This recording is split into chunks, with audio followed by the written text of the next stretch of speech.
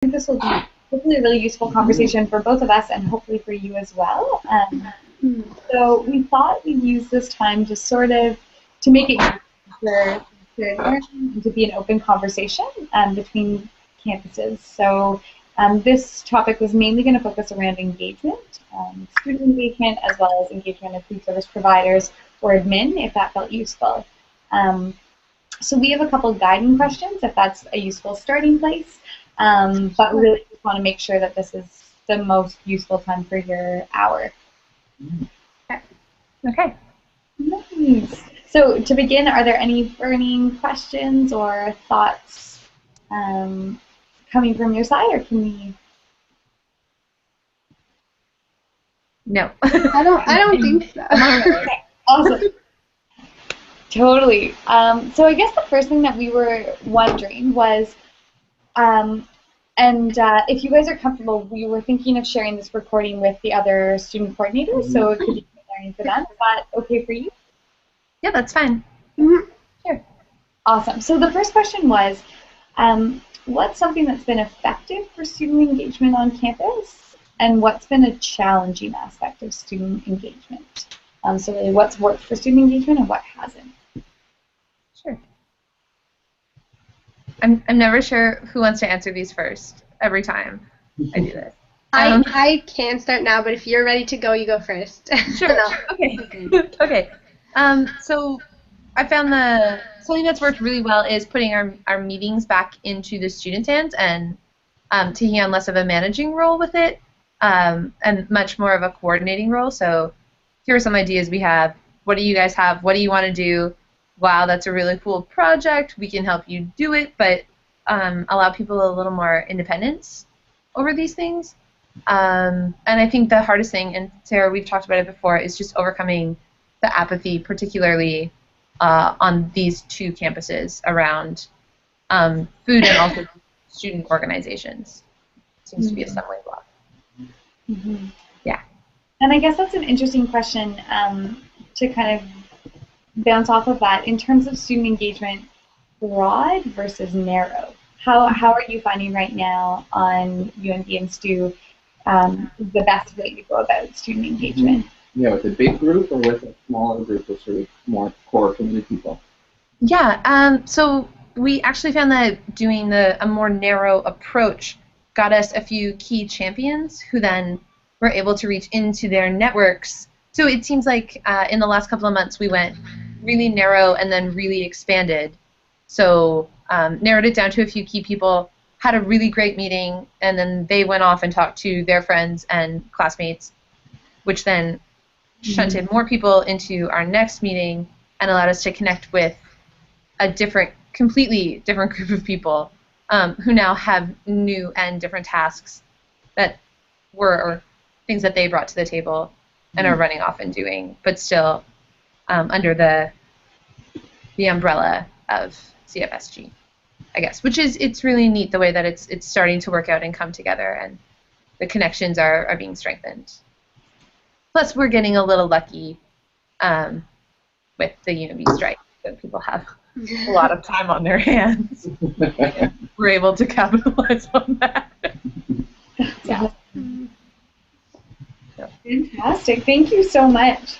You're welcome. Rebecca, what about you? What are you finding in terms of effective strategies for engaging and challenge? I think for us, we've really been most effective when we went where the students were. And I think this is a pretty common challenge between different student groups on our campus. But when we like to try and schedule a meeting and promote an event, we haven't got, like, we did that a lot last year and would have like meetings, and we didn't get that many people. But when we were like going to do presentations in relevant classes, and we've got a lot of volunteers that way, and we now have like, I guess, 7 core volunteers, like students who want to like get involved in a leadership capacity and whatnot. So that has kind of multiplied our resources and what we're able to do. so I guess it's I guess has worked out a little bit differently for us because we've had a hard time having meetings. Or like even when it seems like we will get a good attendance and last minute people don't show. So really, for most effective for us in terms of student engagement is going and speaking in the classes, taking advantage of any presentation opportunities that we can do within like structures and meetings already set out on campus, and networking with other food groups and related societies, and kind of partnering with things that they're doing already. There's a couple of student like groups and societies that are working right now to get to find a space for the farmers market on campus in the winter, because it's kind of outside on an agricultural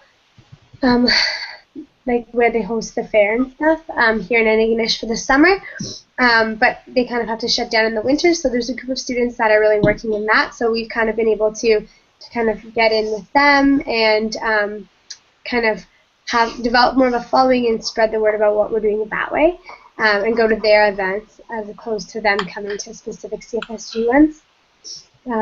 So that may change as we get a bigger core group of people, but so far that's kind of how we've been meeting people and getting the word out in an educational component. Another thing that you may have heard about, I don't know if like you and Stu would have heard about it yet, but I think Caitlin has for sure. We at one of our multi-stakeholder meetings, it was suggested as a way to just do outreach to students instead of like and being able to engage people in conversation.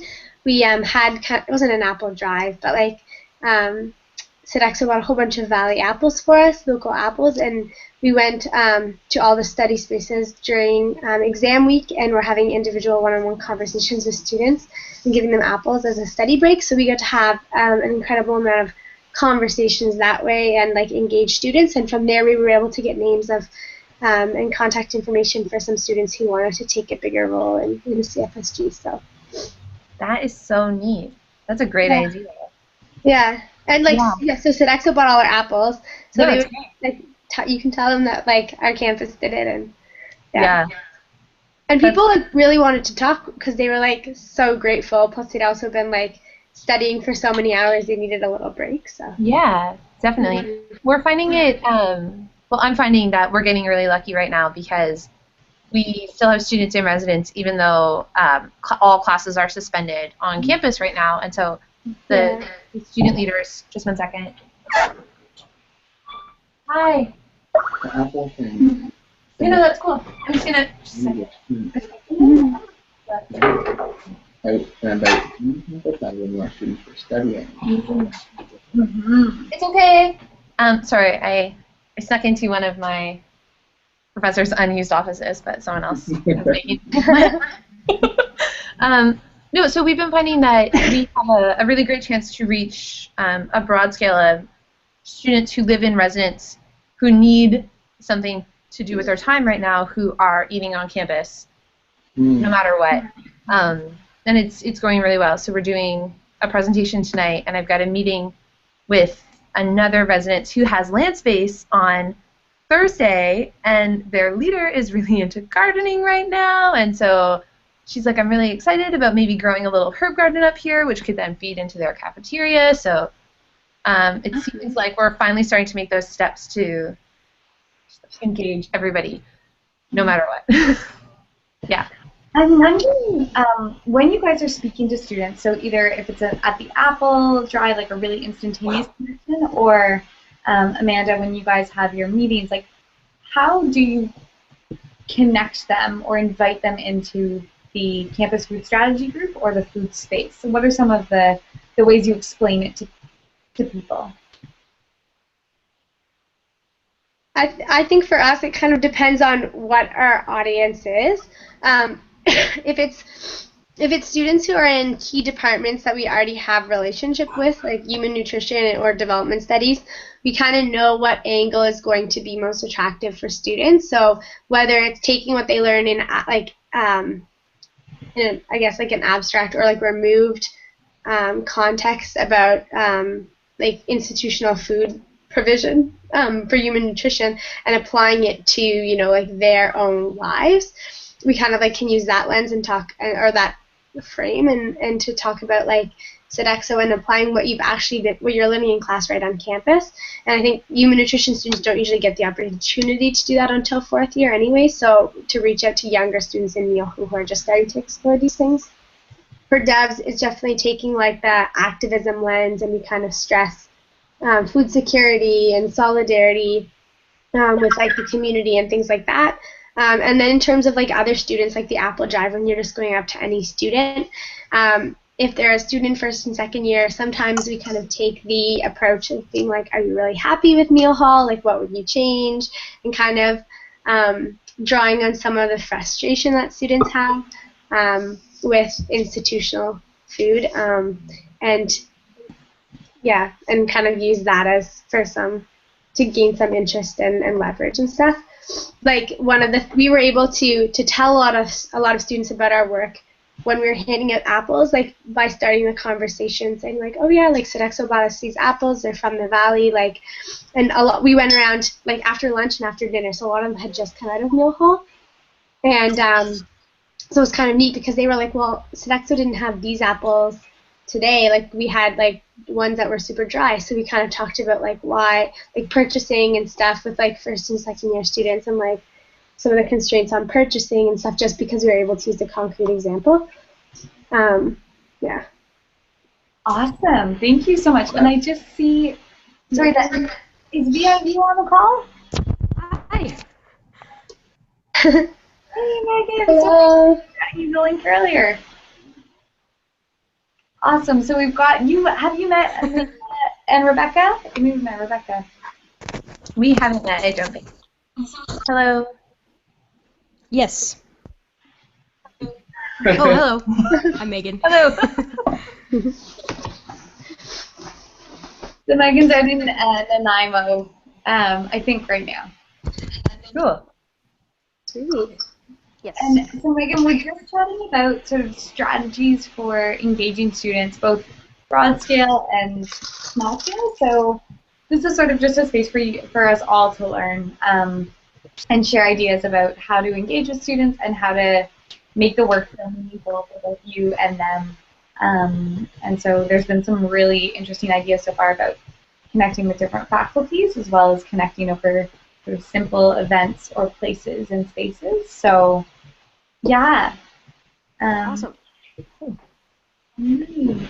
Amanda, did you have anything to jump off, or did you have something to jump off of, Rebecca? Go for it, Amanda.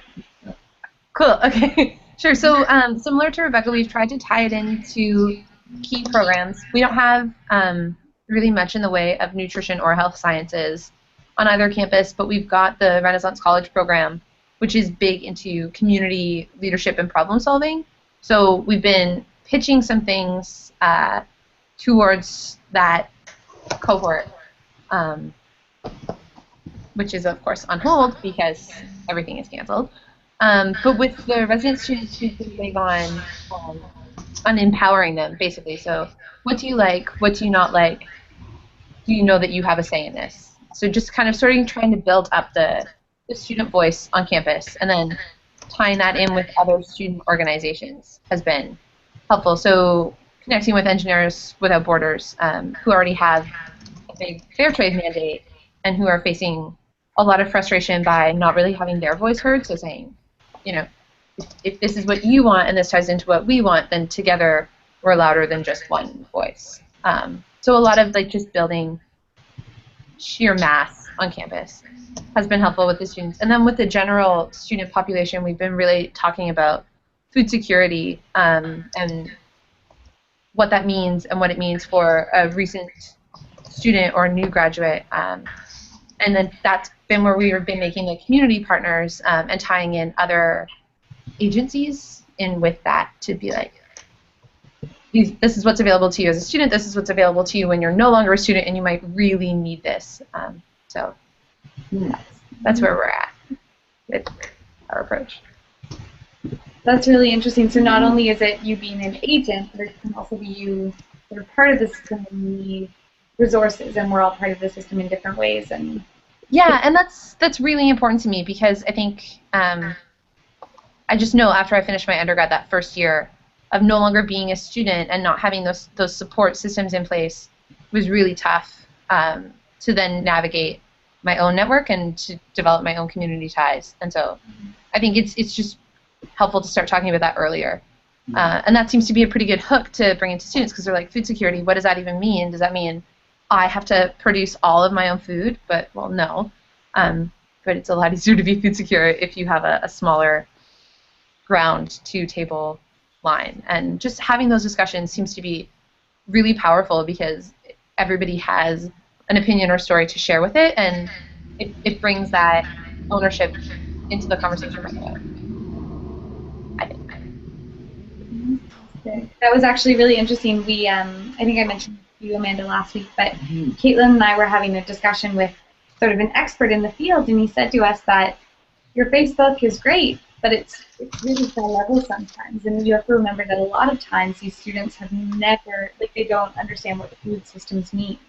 But everyone understands what food is, so just finding ways of engaging through different ways. Yeah. How about you, Megan? How do you, when you're on campus, how do you tell students about the work you're doing? That's what we've been chatting about. Like, how do we communicate and how do we make it? How do we frame it for the different types of students that we work with? Well, we kind of have different focus groups of students that we try to work on. We usually have events that are really basic introductory food security events where we have posters defining food security and did you know that Vancouver Island imports 95% of its food and stuff like that. So so we have events where we try to get out just everybody, get the most people exposed to it as possible, and we assume that they don't know anything about anything. And then we have what we're doing now is, because we're thinking more about succession planning, because all 3 coordinators are graduating this year, getting students that are already aware and forming like a student club where they can shadow us and help us on projects, which is obviously less students have that level of knowledge. So for our big projects, we mostly focus on, it would be towards a layperson type approach. And we always have free food, which entices them to come. And you guys also have a blow-up of the National Student Food Charter, which goes with you. Really? Yeah, we have a giant version that comes to us at every event, basically. Is it just a printed one, or is it more like a banner? And how did you get it? It's like it is just a printed version of the 2-page National Student Food Charter, and it's just like a huge poster, a 2-page poster, and our student union printing shop was able to do that for us. Cool. Yeah. Ask about that. So people read that, and then you kind of jump in, and it helps facilitate a conversation. It's a good like topic of discussion. And when we just want to piggyback off of already existing events, we can just take that and set it up really quickly and not have to prepare too much ahead of time. Yeah. So I'm wondering if you guys ever have any questions, or when you're really frustrated or stuck, like, are there any things that would be useful to chat about situations where you've been challenged in gaining student allies or engaging students, or any learnings that you've had so far that would be useful to share? Yeah, I've got one. I'd be interested to see how the other campuses go about recruiting new coordinators in succession. Like, what you guys have, is there always one coordinator that's been there the whole time that can kind of teach the new students, or how has that worked for you guys? I can kind of take that one first. That's actually the component of student engagement where we've really lucked out and we haven't had to work too hard or strategize too hard. And I think it's just because like kind of the nature of our campus, because I find students look for leadership opportunities a lot, but there's so many events going on that it's hard to just get people to come to a meeting or like come out for like an event, even if there's like food and other incentives. So we've had people approach us, and it's kind of like when we've done presentations to classes. So we've found key classes that might be relevant. We've talked with the professors and we've used ASR. A lot of our students who've reached out to us to see how they could get involved knew about our work because there were ASR placements in their classes, whether they were the students who did them or not. So like now we have 3 students who are going to be like in 3rd year, 4th year next year that are interested in doing it. And then we just got 2 human nutrition students who approached us on Friday that want to start doing stuff in Meal Hall this year, just to gain experience in human nutrition. And like some volunteer positions that have to do with food. So we have to figure out how are we gonna over the next like 3 months train and kind of like share the resources we have, share the education we have, so that they're gonna be ready in the summer if they're staying in Antigonish, or like in September when they get back to campus. So we're just kind of starting to play around with the idea. Are we just gonna have them shadow us? Or are we gonna have like a couple like dinners and like training sessions where we can kind of go through the online materials? And so we're talking about that now, but we might kind of like have a couple of things where we go through all our resources because we're all leaving, like 1 or 2 dinners, and then also get them to shadow separate components of the position and the work, just depending on what their interests are. So we'll probably have like the younger human nutrition students, at least right now, doing if this is what they're interested in, doing more of like the hands-on student engagement, because they have more connections to students who are studying food systems and who are eating in Meal Hall. And then we'll have the older students who are more like development studies students doing more of the like institutional stuff for now. But yeah, and there's a lot of information to pass on. Totally, yeah. So you're thinking of depending on what the students' focuses are, kind of have them doing specialized roles, like student engagement versus event planning versus institutionalization? Well, we're kind of thinking that just because like we've kind of divided up our work as well. So Sarah's doing more of the stuff with the student union and like drafting like terms of references and stuff, because we're going to try and get a position institutionalized within the students union so that there's some funding. So Sarah's kind of working on that. Lisa's kind of working on like working on our presentation, like emails to set up presentations and whatnot. And I've been doing some of the work like just for the sustainability plan in particular and meeting with key people. And like Sarah and Lisa are doing more of the student engagement. And like, so since we've already divided up the roles, and that's the way we've kind of been working for a bit, we're kind of looking to do that, because some students might not be interested in going to meetings with administrators, but they want to like work with their peers in residence, for example, because that's an area where we really struggled, because we're like kind of removed, like we're in 4th year, we don't live in residence anymore, so like having students who are in 1st year who we can train, who can then go and be like the face for it, will be really awesome. So but if they want to be exposed to everything, we'll definitely, like, that would be awesome. Because like we do have a lot of meetings, so we can bring in a new student with us each time too. But if they're only interested in one component, like it's easy for us to like split it up kind of.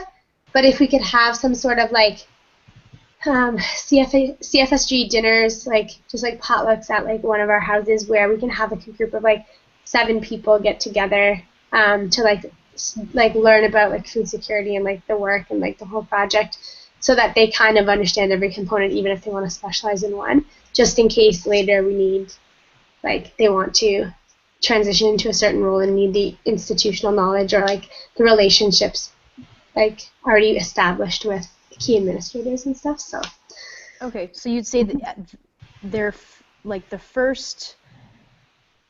best way of enticing students was to go to classes where they'd probably already be interested and knowledgeable in those things, and also just like self-promotion all across campus, and then they came and approached you afterwards. Yeah, so some of them had heard about what we were doing because of other, because service learning options were offered in their class that they didn't take, but they still wanted to be involved. And we did kind of target certain groups of students that we knew would already be interested in some capacity, because we just figured that would be the most efficient use of our time too, if we're going to students who we already know they're studying social change or food or whatever, because we feel like they'll be more likely to sign up than a first year chemistry student in Neil Hall and stuff. So just because they would already see the value of it. Okay. Well, that's not to say that they couldn't come from other disciplines too, but Yeah. So Jane and I have been really, speaking for her since she's not with us, but we've been really trying to get different pitches for different groups. So for a group of students whose degree is based in community problem solving, pitch it as a community problem that needs to be solved. Or for a group of scientists, because that's who I deal with on a maybe this, pitch it as a basic numbers game. And so it's really just taking the same message and wrapping it up, we found, in different paper until someone is like, oh yeah, that's important to me, and then we've hooked them. Because we're like, wouldn't it be great if someone would do this? And then they agree with us, and we're like, yeah, and now you can do it.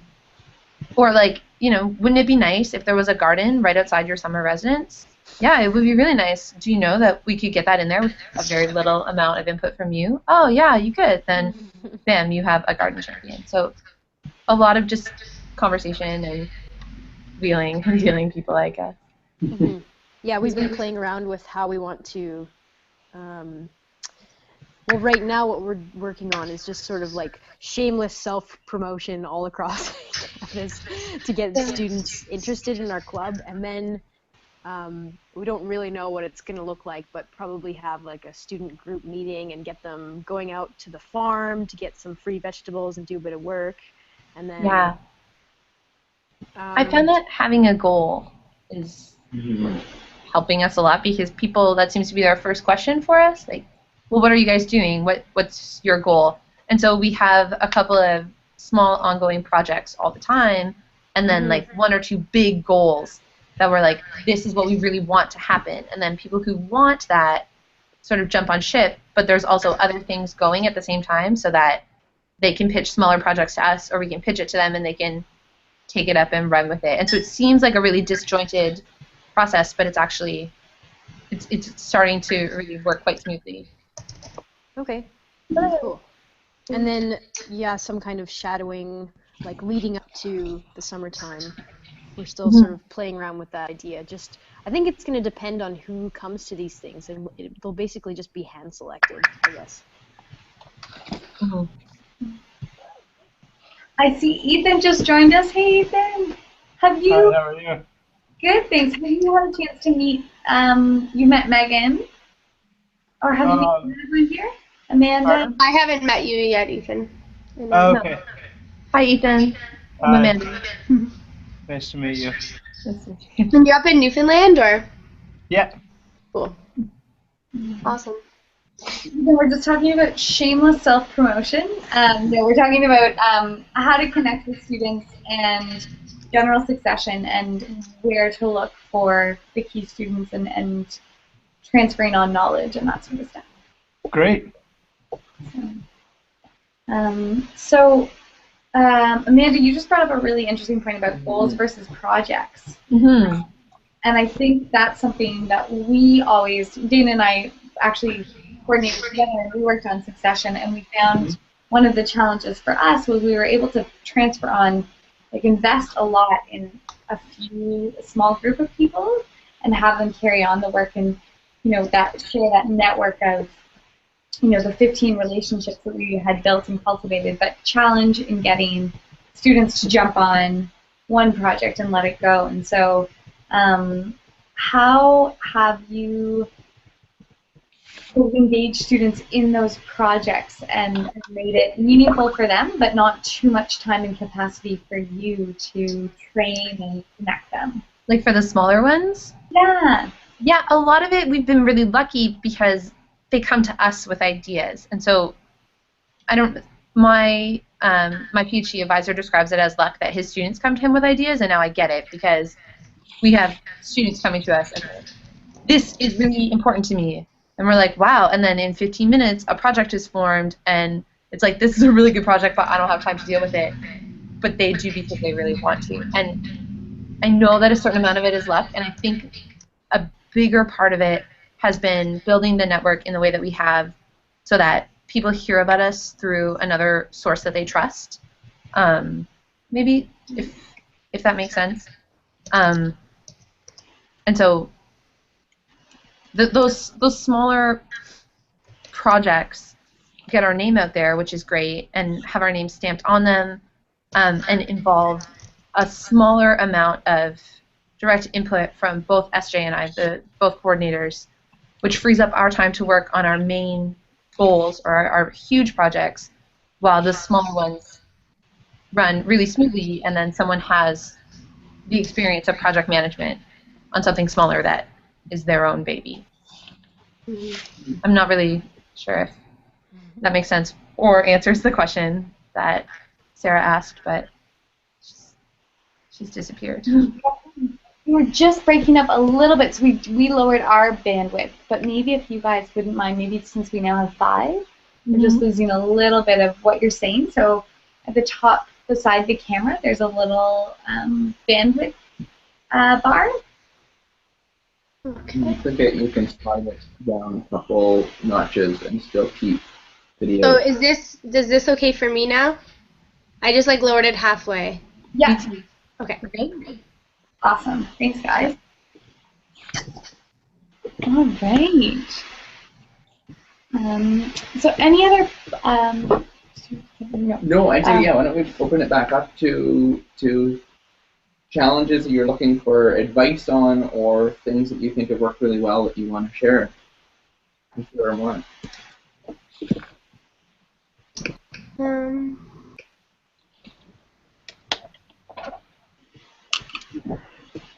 When you guys are doing events or presentations, what do you find really helpful to like bring along and stuff? I'm kind of just thinking about the student food charter example.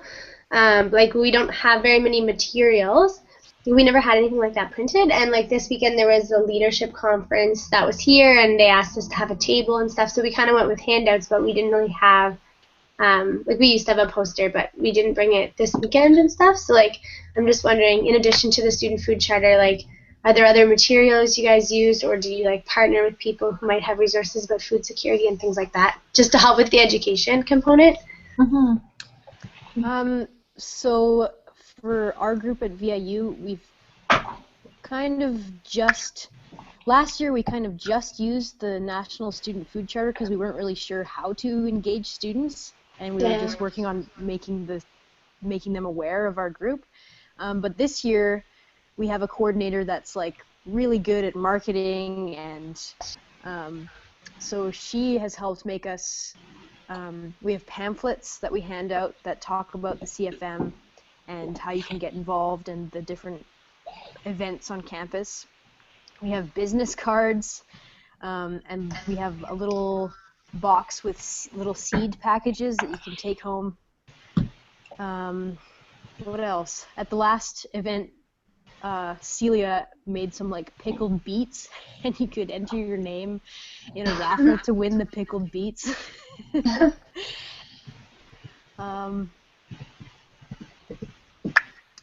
Yeah, we've had surveys. I think having at your booth small things that students can engage with is pretty helpful. Yeah. We have I was taken care of by the time I came on in the fall, but we have a logo designed for the UMBC CFSG. So having that logo stamped on everything sort of helps the visual cue that this is who we are and this is where we are. And we had some pamphlets made up by the same design person with some local Fredericton food sources for students who are interested in going more local. And we have an info pamphlet on like institutionalized food and what is going on on campus as well that we pass out. But the seeds are a great idea. I really like that. It's neat. That's sorry. That's really interesting. Is there any way that you could make that logo available, like in its original form, to be modified? I can check, but I think that we may have paid for it, so I'm not sure. But I can check with I'll check with everyone else, or I'll check with the other coordinator and see, definitely. No problem, because that would be great to put on promotional materials and stuff. You could even just use the little, it's like a little picture of a house with your campus in it. Yeah.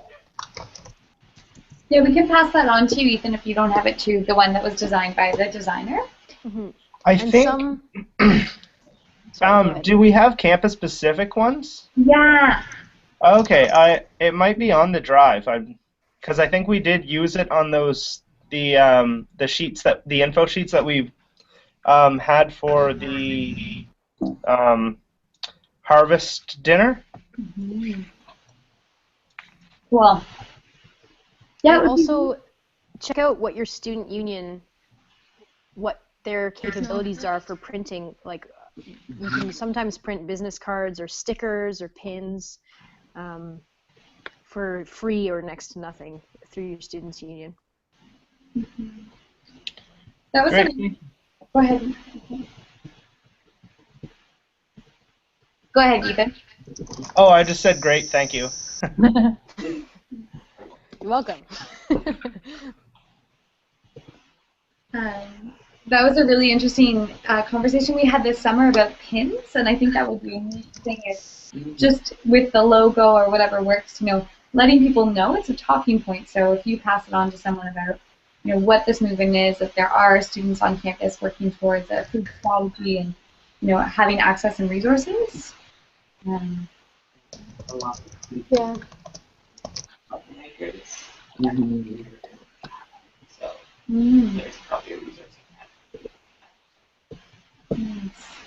So we were sort of being phoned by Tron, who's here in the office. We can upload our, but so he just he works with our chapters.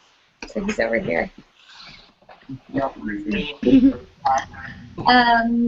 have a question. Go ahead. So I'm wondering, for all of you, how important you feel it is for the CFSG to be known and have like a public front versus be behind the scenes. Because I think when Sarah and I were working at McGill, we were pretty behind the scenes, and most students didn't know that we existed, but we just worked with those couple of key stakeholders and what was happening in the dining halls, changed what was happening with ASR, although it wasn't broad ASR, it was a couple of key classes. And I think that's so, and I'm running now our program in Ontario, and we're with a different funder, and we've got slightly different program goals, and they're focused specifically on student engagement. And we're realizing it's something that at the national office we don't have a lot of strategy around. And one of the things that I'm struggling with is, with a small team of a couple coordinators like yourselves, it's hard to go out and get everybody on to know you. So what I'm finding, and I think it depends on the campus and the size of the campus for sure, but I'm wondering how much you feel like it's your job to get students knowing about you and working with you versus working with other groups who are public facing and help and using their students to work towards your goals. I don't know if somebody else can say that more clearly.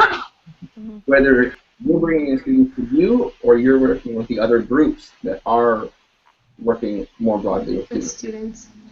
Yeah, that's neat. Sorry, go, Rebecca. Do you wanna speak first?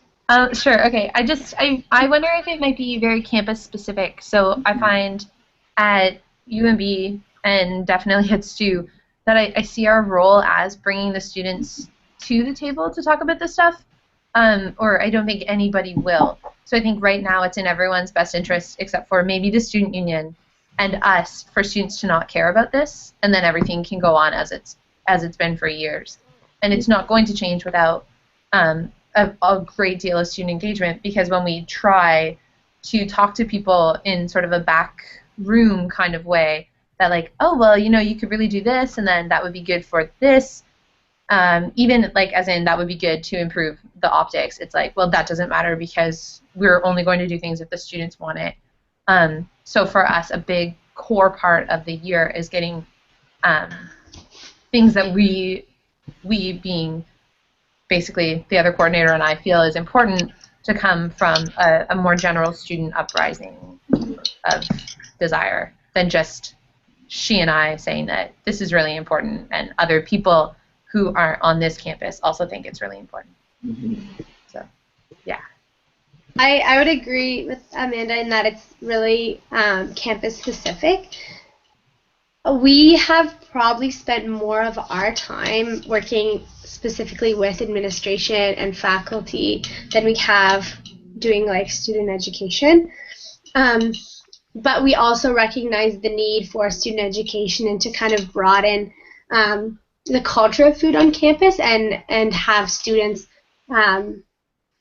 educated to a point where they're asking for things that they might not have otherwise thought they had the power to ask for. And this is because like we didn't think going into the project that like the administration and Sodexo like general management were going to be very open to working with us, but they were once they knew we kind of like we were learning about their food system, their challenges, and we kind of knew what we were talking about. So we've been able to do the most, and I think it's kind of very similar to McGill in that context.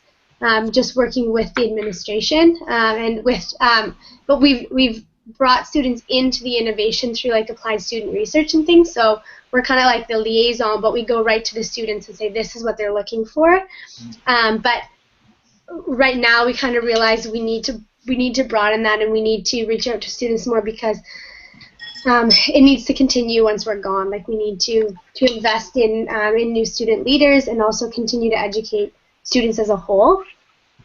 So while we have been able to do quite a bit working with key administrative and like stakeholders in our food service, we are slowly trying to put more emphasis on student engagement because even though it was working for us, that kind of needs to change now just because of the stage we're at in the project.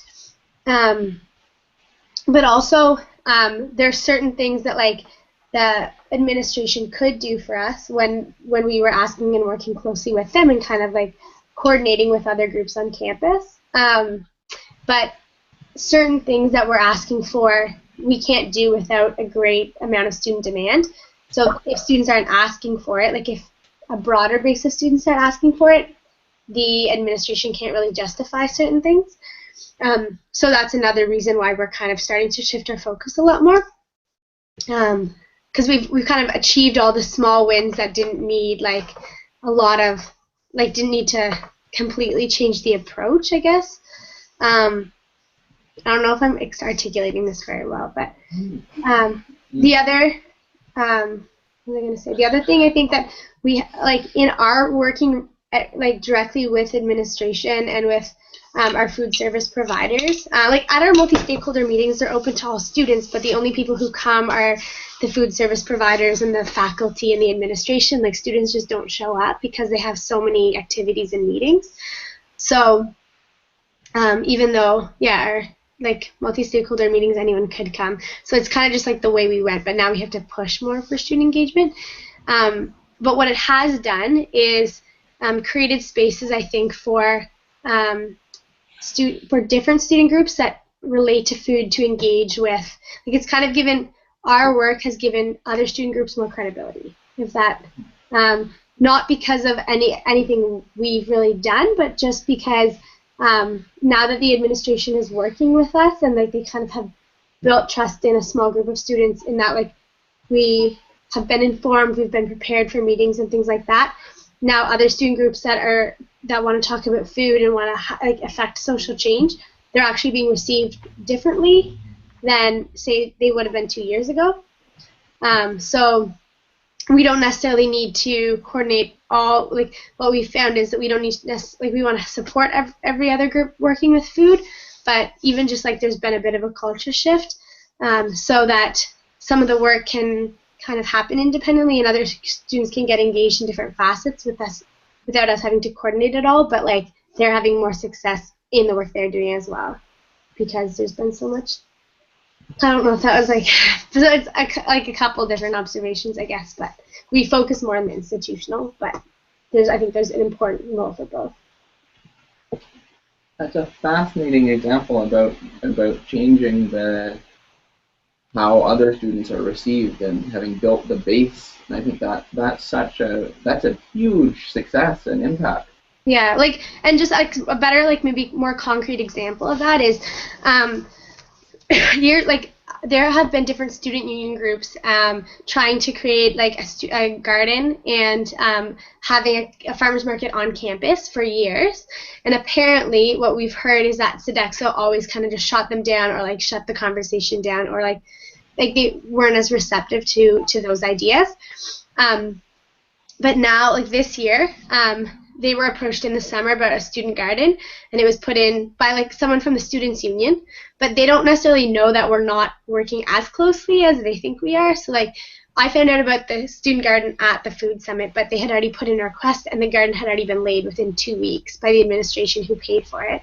Now they're looking at creating a greenhouse and they're asking like faculty to pay into it as kind of they're using the strike as leverage. They're kind of bribing like the faculty, being like, well, the students were on strike and there's a little bit of hostile relationship, so maybe like a certain like levy from each paycheck could like go to sustainable initiatives on campus. So we might have a greenhouse like next year, which is crazy. Like we definitely don't have the student volunteer base for that yet, so that's another incentive to start changing our approach. Because we'll have all these resources, but then we need to make sure we can staff them and stuff. And so a greenhouse, and then another student group approached them about having a farmer's market on campus in the winter, and that's actually being seriously considered. And like years ago, it wouldn't have been. So we have all these like resources now. I mean, our campus is pretty small, and like I find like our student body is pretty stretched. So we just have to make sure now we actually have the broad student engagement and like the interest. To be able to like make sure we like do all these projects justice. So. Mm-hmm. That's excellent. Great. Other observations that are coming out through where you're finding connection easiest with your administration, broad student engagement, or challenges you're finding in that? I would say that our group at VIU is pretty similar to St. FX, where we've mostly been focusing on multi-stakeholder engagement because they sort of have the more direct say in changes related to like institutional purchasing and things like that.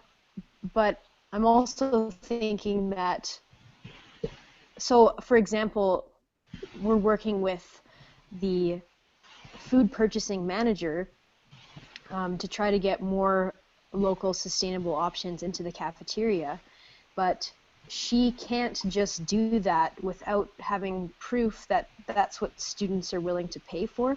So we sent out a survey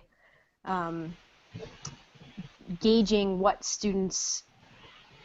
how students value like sustainable organic food, or do they just want cheap food, or what are their values, right? So ultimately, if any changes are going to be made to the food purchasing regime at VIU, there has to be evidence that that's what students actually want. The staff and faculty that purchase food at the university are like a minor percentage that wouldn't even make a statistical difference on the survey. So I think we're kind of realizing that there has to be that culture of students who care about these issues on campus for anything to happen.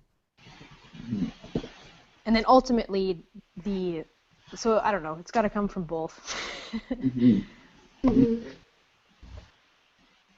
I'm wondering, one more quick question, and I know we're coming up to the end of our hour, so I don't want to take up all the last of the time, but I'm wondering, in terms of creating that broader student engagement and awareness that you're both saying is needed, and I absolutely agree. I'm wondering, do you think your most successful avenue is for you to be doing that outreach with the students, or for you to be working, say, with the student union or other clubs and be getting them to do the outreach? So if you say, if you're only a team of 2 coordinators, are you trying to build up your brand, or are you trying to get the existing brands focused on getting students engaged around local food? Does that make sense? Yeah. Or Hard both? questions, Dana. That's a really good question. I hadn't thought of it as a branding way before, but that really puts it into perspective. I don't know if I have a great answer for it. That's okay. Yeah. I'm curious. I'm trying to figure it out too. We've been using, I guess, the branding chip as a negotiator. So the student union at UNB right now is very passionate about food, and so we've been able to tie in programs with them, and then their work is done with us, but it's got their name on it. And so we're pretty shameless in letting anyone else get the credit as long as they name drop us, because it's always important to know that we've been involved. But yeah, we've been pretty good at convincing people that the activities or events that we have planned are really good for their brand. Mm-hmm. And so I guess the way that we've been going about it is doing a lot of the grunt work ourselves to tap into larger networks with the idea that we only have to do it once before we're like the expert on food on campus. And so the CFSG gets consulted on things instead of seeking out these activities. Mm-hmm. Does that make sense? Yeah, I think so. Okay. Mm-hmm. I'd kind of echo that too. Like, I think our situation is very similar, and although people know our name, we tend to link up with more projects and groups than anything like independent, and that's just useful in terms of building connections and like education too, because we're not having to like multiply our efforts or stretch ourselves too thin. And then we have other student leaders who are like going to be informed because they're co-facilitating with us. And like for our I think we've really been helping with some of the student union like reprioritization too, because we're like providing resources when they're like reorganizing things, and like the garden, some of the work that's been done around the food, like the Student Food Resource Center, as well as potential greenhouse and farmers market. Like the student union is kind of like the face of that, and we're hoping to get them to pay for the coordinator position next year, at least one coordinator. So we're just trying to integrate it all, and I think that will be good because that's a way to ensure that this work will continue long after we're gone, because they have like all their like the formal processes and resolutions and stuff that like can be a pain in the butt, but also can like make sure that things continue. So yeah. I think at MUN we kind of want to develop this kind of independent model where next year, because I guess myself and the other coordinator here, we kind of ran into an issue of capacity, and this semester we're both really, really busy. So if we had another kind of core group of people that we could meet once a week, or bi-weekly even, and kind of allocate and distribute different roles within the group, what we want to do, what we want to see on campus, and that'll build a broader range, I mean, of what we can do during the school year itself. The summer was no problem. But with that said, we also want to build relationships with other groups to leverage things. One of the ideas that I had for next semester was we have positions called NewStep positions, which are either 40-hour or 80-hour per semester. And I was hoping to put in an application which wouldn't be able to be used by the group itself, but could be leveraged and I guess applied for by another institutional group on campus, I guess, if that makes sense. And is it the student union that sets up those positions and pays for them, or is it the administration? It's the administration, and often you'll see it with faculty. So there will be jobs in geography, jobs in biology, working with profs as either research assistants or whatnot, and then you have them all the way up to just desk clerks at Answers, which is just like where any student goes if they have any answers or any questions about anything on campus. So that's kind of what I was thinking about kind of setting up over the summer, and you can really, and by, I guess, creating that connection with somebody who is willing to support you in that, you've already got a ton of support for that whole group, because they know who they're funding, what they're funding, and why they're funding it. Mm-hmm. So that builds a big network. Mm-hmm. Nice.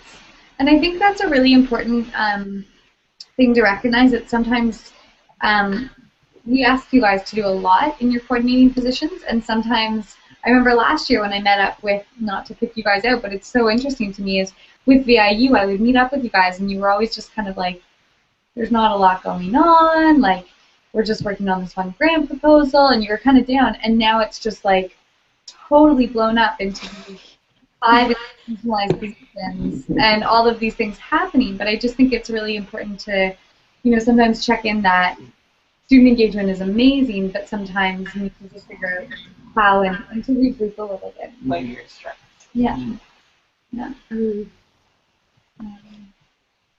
Amazing. The one question I had was just, you have all provided us with such amazing insights and thoughts, and I'm just wondering if there's anything beyond this call connecting between each other in terms of resources or in terms of ideas or questions or further discussion that would be useful to continue sort of the student engagement, student engagement conversation, whether it be something to do with the toolkit, whether it be us helping to write something, or whether it just be a platform for you guys to be able to share either photos or ideas to share out what's going on between the network.